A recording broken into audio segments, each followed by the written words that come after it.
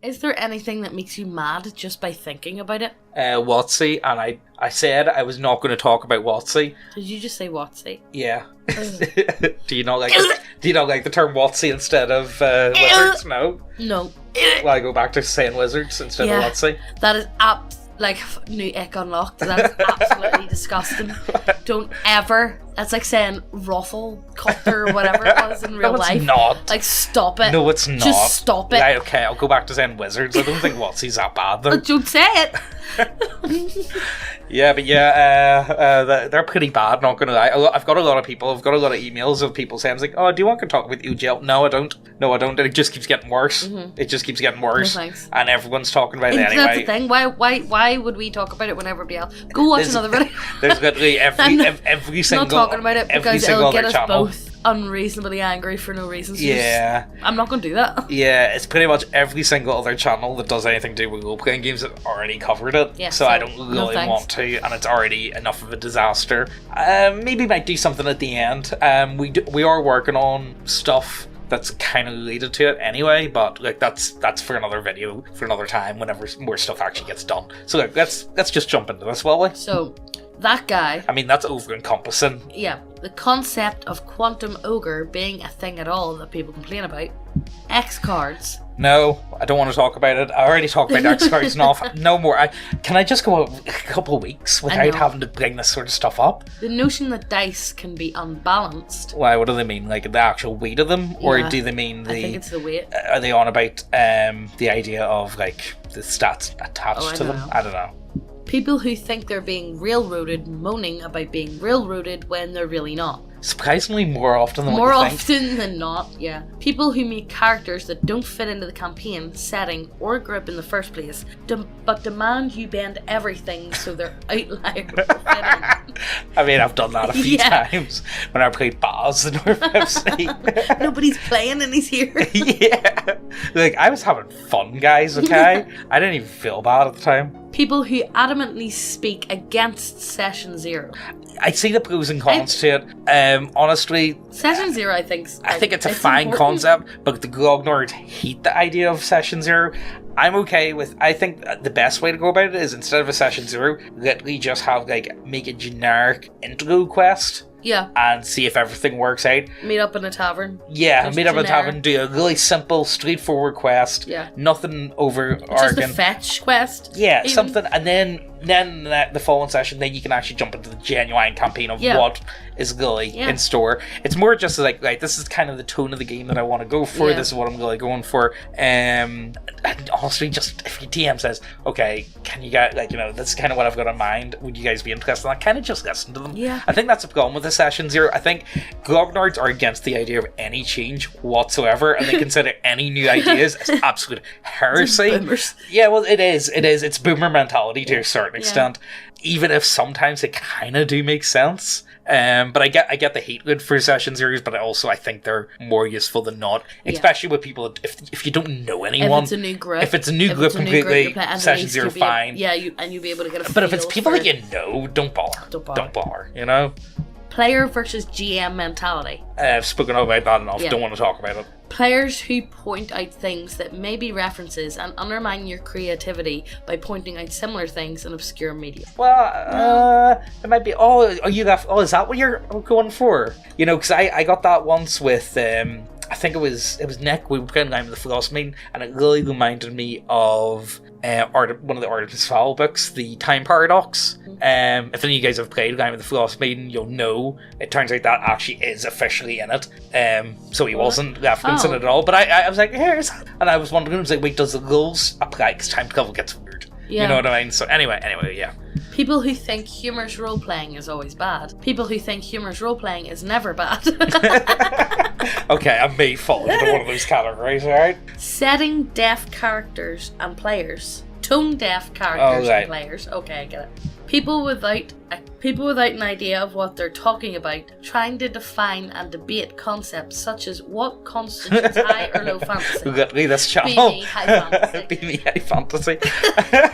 I'll never not say that whenever I see high fantasy. I know, it's like, the thing is, none of you guys are ever Nobody will get it. No one understands. It's a bit of an in-joke, it. but it was the funniest thing ever. It's like, It was just this one guy on Discord, and all he kept trying to tell people a story, but nobody was listening, so he kept rewriting "Be Me High Fantasy," and then people were talking over him, and then he kept going "Be Me High Fantasy." Yeah, I think he was like Eastern European or something. He was like, I liked him. He was a funny guy. Going for about 3 hours, guys. Yeah.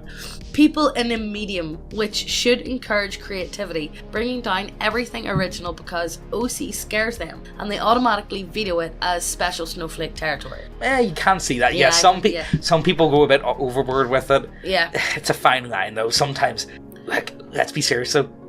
There's a reason why people have the stereotype. But there the OC, is a very fine line between because it like, does happen, cringe though. and... It does happen. You can't say it doesn't happen. People who create a character around a gimmick only to get bored 3 sessions in and either bring the campaign down, try and force their way into it, or try to force the GM to make them fit. What you do is you just blow your brains out instead. Literally. That's how you get. That's how you get out of these predicaments. If you meet a bad character, it's like, how do I just wander off into the swamp? KYS. That's it. What? Just say KYS. Oh, I can't say it. It's YouTube. Yeah, of course. But recreate that scene from the Neverland story. What? The one in the swamp with the Ortega! horse. Yeah, something like that. Your character's gone. Don't worry about it. Roll up a new one. Overly cautious / tactical players who slow the game down to a crawl in every combat. I hate that. I hate it. That's really one of my up there hates. I'm like, oh my god, just and then they don't even think about what they're going to do until it turns on them. It's like, and you're sitting there for about 15, 20, 30 minutes waiting for them to be like, well, actually, I don't know. I think that's people's biggest issues with combat. See if you're like stuck. It's even worse whenever there's more than like 3 players. See if you're not playing for like up to 45 minutes at a time waiting on your turn. It's not a fun game. No. That's the biggest issue, you know? And that's where my neurodivergent ass loses interest. You just start fidgeting. Combat-only characters should do jack shit out of combat. That's pretty common. Edition thumpers who denigrate everything in the name of their edition / game of choice. Well, obviously, I know best because... You're just wrong. Because BX is the best edition ever made, so of course my opinions are superior to yours. And also, anyone who actually even thinks for a second that 4th edition was a good edition, you need to rethink that.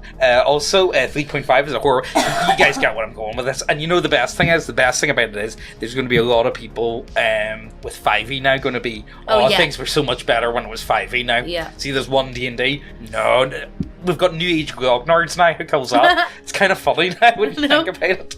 The last one's just Pathfinder. I mean, edition thumpers. Get the hate with Pathfinder. I think Pathfinder's fine. It's alright. Okay. It's got no I don't have any strong opinions on it. It's fine. That's all. I think it's good for kids. Yeah, it's fine. Like honestly, that's all I can bet on it. I have 0 strong opinions on the game. It's okay. I think it was my first ever game. Was Pathfinder. It was. I only played a couple sessions of it, and I actually had a lot of fun. Yeah, so there you go. I still don't have any strong opinions on the matter, though.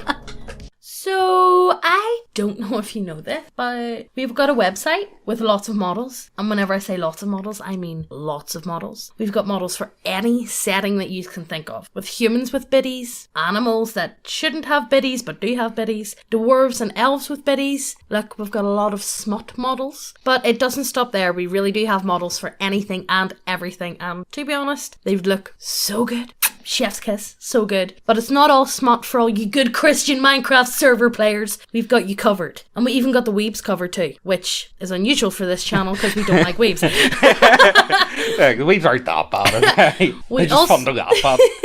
We also have 5th edition subclasses and adventures, which some of them are free for download, and we sell a physical printed copy of Steel Water as well, and you can request a signed version if that's your thing, where I'll draw a penis on it for you. If you want us to sign a couple of decks, we'll give you decks, okay, guys? That's what anyway, you want. if you enjoy what we do here, go ahead and check out the website. It helps us out so much, and we don't need to worry about our YouTube overlord striking down another one of our channels. Our website is also now available as an app on Android. Also, and the winner of the daily giveaway is this guy. Yay! Woo! Look, anyway, in for a chance to win, all you gotta do is like, subscribe, leave a comment down below, automatically entered in. And to claim the prize, you just send an email to neckbeardiacontact@gmail.com. Let's get back to the video. Players who think the GM owes them anything at all. I mean, but Teal, I believe I sorted you out with... Teal, you owe James a kiss. Teal, I did tickle your backside once. I would like to be repaid in magic items, please. Like, man, I got-girled and like, man, just sort me out, alright? You gotta do what you gotta do. Players who don't consider the GM to be a player are a participant, leaving his enjoyment outside of every consideration or discussion. That's because, well, I think that's only a 5e problem, honestly, because, yeah, it is. To me, that's just a 5e issue. Players who tell you how to run the game. But I know better than you. I know better than you. But everyone knows better than you. Actually, GM, I think you should do it like this. You shouldn't be doing that because I know better. Yeah. So let me just take over, alright? Players who think anything remotely built towards a certain direction is min-maxing, and that default stat array / point buy is somehow artificial. Yeah, I don't really care that much. I prefer rolling at this point. I prefer rolling. It's hard. See, if you're used to point buy or standard array and you're not used to rolling, it can be very daunting. It's like, oh god, what? Oh no, it can be very daunting. But once you actually get over that hump, it's actually fine. Mm-hmm. Like, honestly, it just takes a bit of time. You get a different character every time. Yeah, as well. Yeah. You're not stuck because you see, people seem to put down like the same stats and stuff. Yeah, because it's like, well, it worked my last game, so I'll do this. Where you get a completely different game every time. You get a different character, even if they're roughly the same. Yeah, there is a bit more of a uniqueness feel to it. People who think rolling for stats is always good because it feels more natural, despite not being the way the game has been balanced or intended to play in long campaigns, resulting in an array of mismatched character capacities. It depends. Look, it depends on your group. You know the thing is, if one person's doing it, you all have to do it. Yeah. You can't just have some people doing point buy, some people doing goal, and some people doing standard. You all have to agree, right? What are we gonna do? Yeah. People unwilling to play anything but D&D or D&D clone. I mean, I'm not gonna talk about this.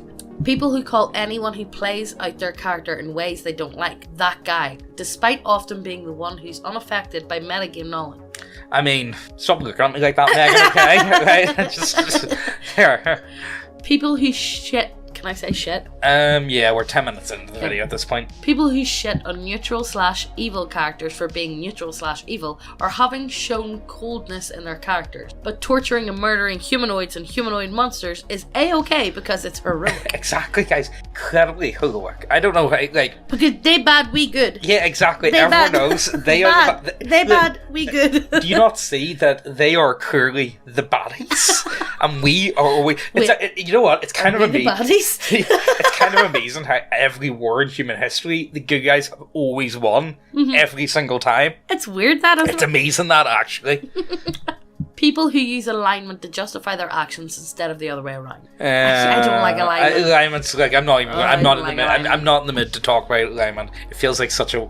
It feels like it's over. Yeah, I don't know. It's always down on paper, and then they play it. You don't know the alignment of your character until you start playing. Yeah, and even then, it's not really that important. NPCs with no power that are sarcastic and belittle the party, despite the party being customers, clients, or killing machines. Yes. Yeah.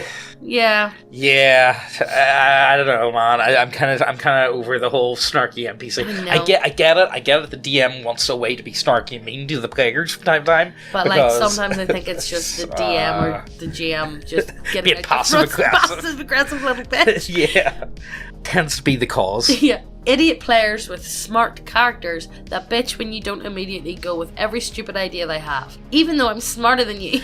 See, I feel like, well, actually, for me, I've correct. So in my one, in the World War One game, I removed intelligence altogether, and it's just straight up, you're as smart as your player, and that's it. Yeah. Does it make sense? Yeah.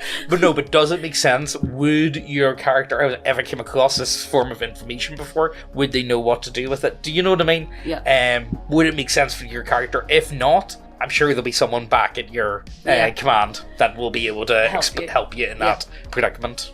I think it's a good way to go about it.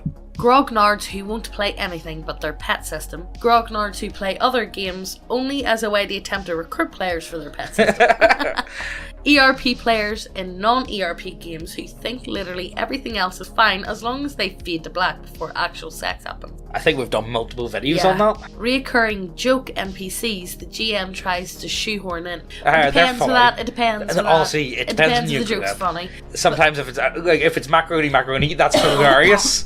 It's not. No, tee-hee-hee macaroni. Absolutely not. Tee-hee-hee macaroni is, in fact, the funniest copy pasta known to mankind. And he should be shoehorned into everything. Stop. Superstitious players / GMs who won't share their dice when you forget yours because they think it will curse them or something. Is that fake? It's not. I don't know.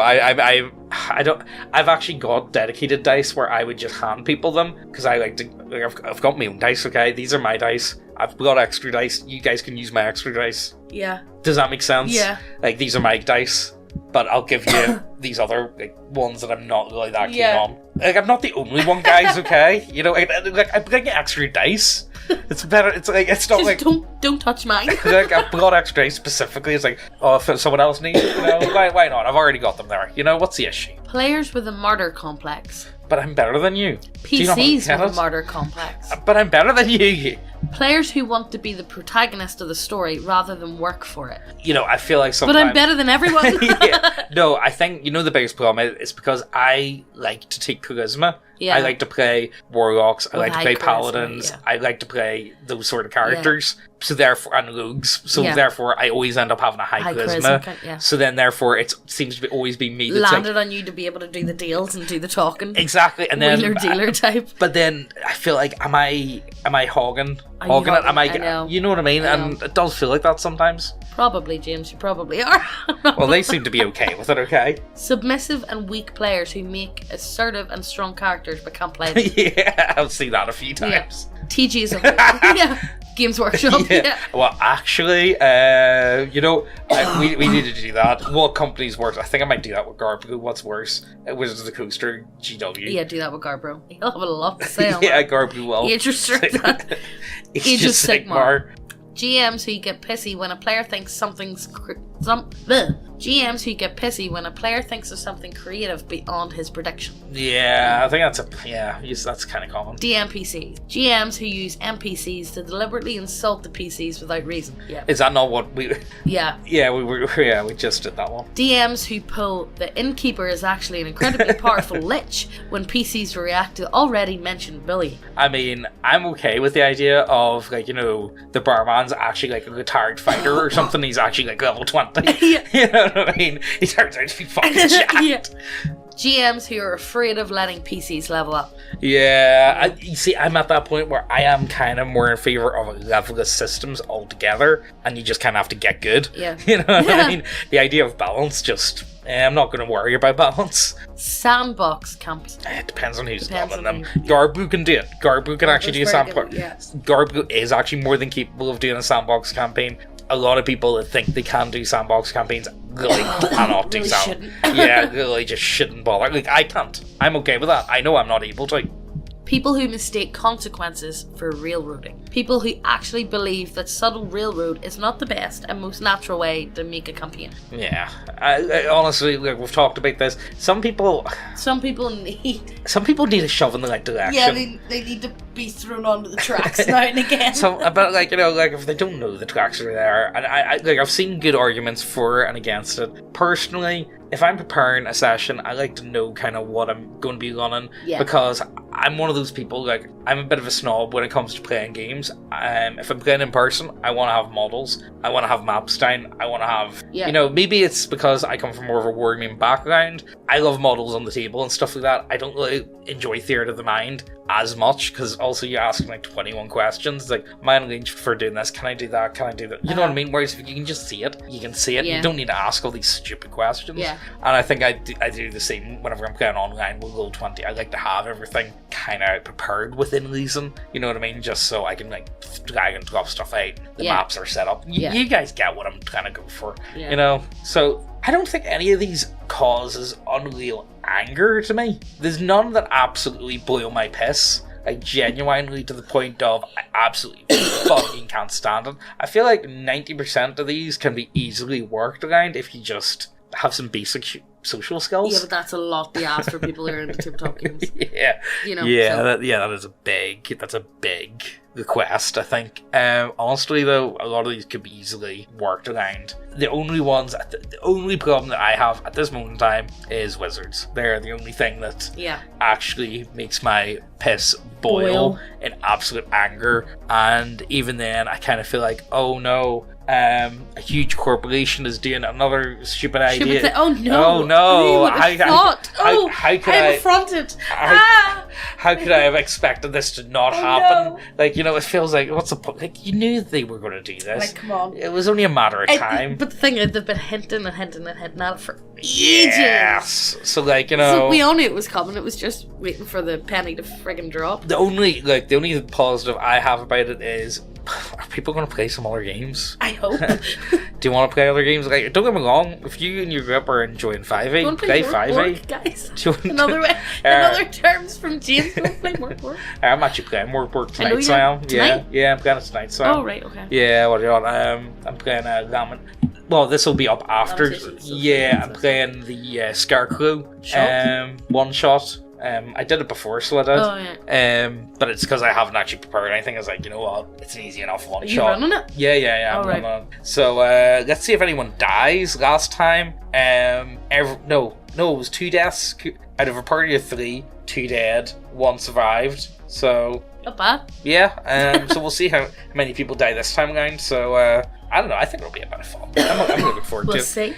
What is your hatred? What is it that you absolutely, that just does it for you? Something that you just cannot wrap your head around. You know the word. Okay, you know what the only ones are? For me, going to game stores and coming across genuine nasty people. Nasty people, yeah. That's the only ones, and you try and talk to them. Like, why are you here? Like, sometimes you do come across. Why are you here? Why are you running? No, I think that's the only one that I can really say that I genuinely like. You try and talk to them, and they just don't seem to get it, and they just continue to be absolute cocksuckers. Yeah. I mean, why? See, this is the thing that gets me. It's like, if you're going to be so nasty, if you're going to be so malicious, just go home. Like, what are you doing here? Home. Like, you know, I'm sure you guys have came across this exact person in many a game store where they've just. Yes, of course I have. It's me. No, but you know what I mean. You know, the thing is, it's like people. You know what it is to me anyway. I think it's a lot of nerds that have a hard time in their lives, and they let it make them become bitter human beings. Yeah. Do you know what I mean? And therefore, it makes them even worse people. You know what I mean? Yeah. Instead of actually taking it in stride. And, what they're doing is they're letting the people that have been nasty to them control them. Affect them. And then it's changing how they then treat other people. Yeah. And don't get me wrong, like, you know, I get it. But you kind of have to just get over it. You just kind of have to, you know. Otherwise, you know, you're just propelling the problem, and that's not great for anyone. And the only person that really is suffering is you. Yeah, does that make sense? But anyway, look, I hope you guys enjoyed. The updates, Kickstarter. It's finally going into print. We finally got that sorted out. The channel, we haven't got that back yet, but it's getting somewhere. Maybe, I don't know. By the time this video's out, I don't know if YouTube gets back this in time. But it is getting better, the situation. It's getting there. So that's great, and thank you all you guys that retweeted. As I say, I'm going to be doing a video talking about. Stopped. Elon got stopped. The entire channel though, that entire Gmail is completely locked. So the good news is the people that hacked it don't have access to it either anymore, which is great. But neither do we. So but we have neither to do wait for we. like Google and YouTube and all to get back. Yeah, we don't know how long that will be, but we're pretty positive at this moment in time that we will be getting it back. It's just a matter of when. Exactly. So don't be worrying too much about all that jazz. Yeah. Anything else? No? Oh, that's all. That's all. Look, we gotta go. Hope you guys See you enjoyed. later. Check out the links, check out the models, 35% off, all that jazz, and we'll see you next time. Bye. All those moments we've lost in time. Like tears in rain.